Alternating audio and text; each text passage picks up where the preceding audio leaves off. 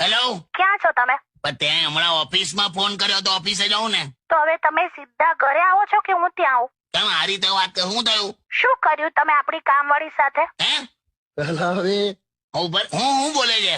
તમારું અને આપણી કામવાળી વચ્ચે શું છે? શું છે? કશું નથી. મને સાચું બોલો તો.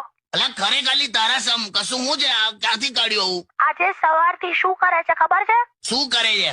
તમારું નામ દઉં ને હું એની સામે તો મને આમ સ્માઈલ આપે છે ને આમ શરમાઈને જતી રહે છે. આ બધું શું છે? એટલે મને શું ખબર શું છે ને બધું? મને કહો તો તમારા બે વચ્ચે શું છે?